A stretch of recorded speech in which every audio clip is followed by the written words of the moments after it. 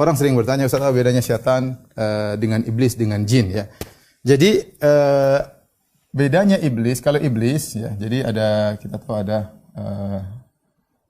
ada jin, ada manusia ya. Manusia. Jin ada iblis, kemudian ada jin baik, dan ada jin baik, ada jin jahat. Kemudian manusia juga ada manusia yang baik dan jahat.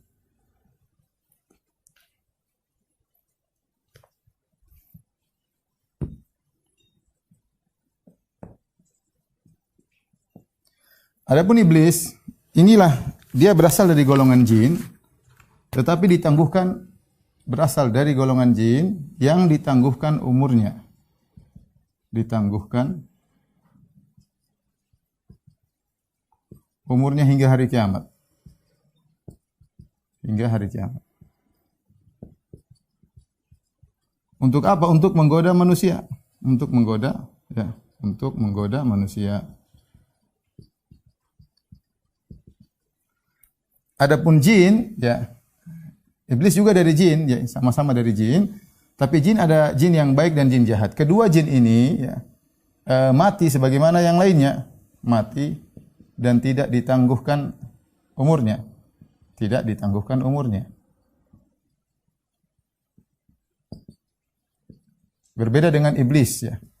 Iblis punya anak buah dan anak buah iblis adalah jin-jin jahat. Nah, jin jahat ini disebut juga dengan syaitan, ya. Iblis adalah bosnya syaitan.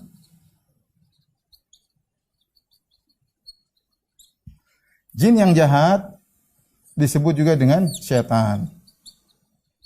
Anak buah iblis. Jin yang baik tidak tentunya, karena kita tahu di antara jin wa anna minna salihun wa minna duna dzalik kunna tara'iqa qidada. Kata jin dalam surat Al-Jin, di antara kami ada yang soleh dan di antara kami ada yang tidak soleh. Kami bermacam-macam juga model jin. Manusia yang baik ya, tentu adalah orang soleh. Manusia yang jahat juga disifati juga dengan syaitan. Ya. Ya. Sebagaimana Allah Subhanahu Wa Taala mengatakan, wa kadzalika ja'alna likulli nabiyyin aduwan syayatinal insi wal jinni. Sebagaimana kami telah menjadikan bagi setiap nabi ada musuh syayatinal insi wal jinni, syaitan manusia dan syaitan jin. Jadi syaitan itu sifat buruk. Manusia yang buruk disebut juga dengan syaitan. Ya. Jin yang buruk juga disebut dengan syaitan.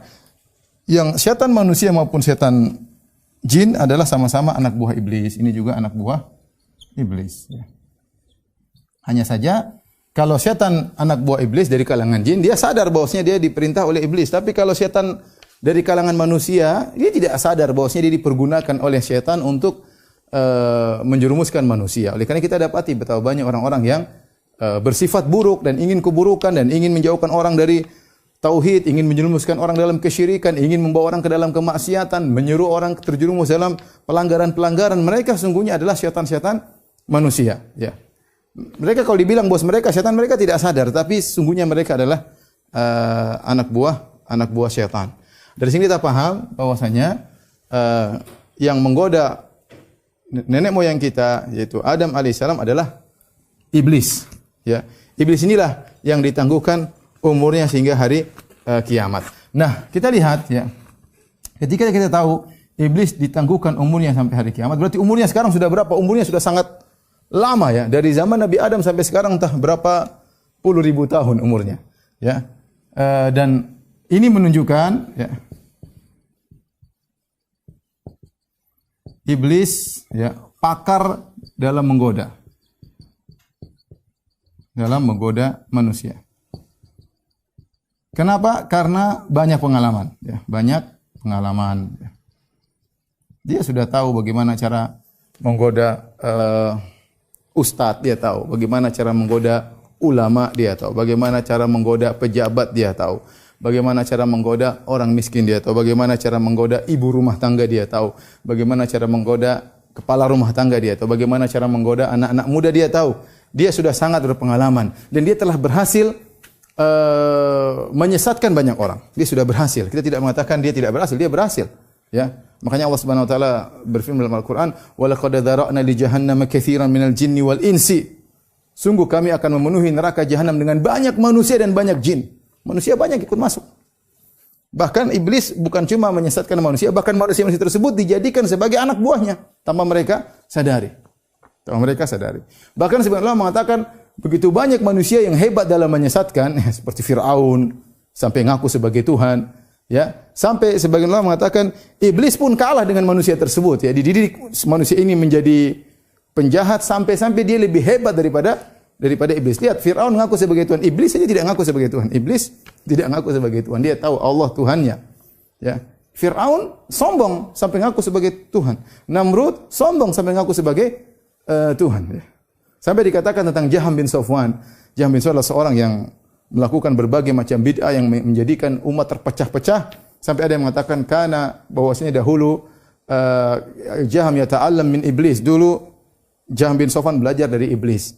Kemudian berkembang perkara sampai akhirnya iblis belajar daripada Jaham bin Safwan. Jadi maksud saya iblis ini luar biasa sampai ada anak didiknya yang menjadi berhasil. Intinya dia adalah makhluk yang memiliki banyak pengalaman dalam menyesatkan manusia, berbagai macam jerat sudah dia pasang dan dia sudah ngerti bagaimana menjebak yang si fulan, kalau ini dijebak dengan wanita enggak bisa, tapi kalau dijebak dengan duit misalnya akan jatuh, atau sebaliknya ini dijebak dengan duit enggak bisa, tapi kalau dijebak dengan jabatan dia akan terjatuh, ya. Macam-macam iblis sudah ngerti. Baik. Ini tentang hakikat syaitan, ya. Dan iblis, ya.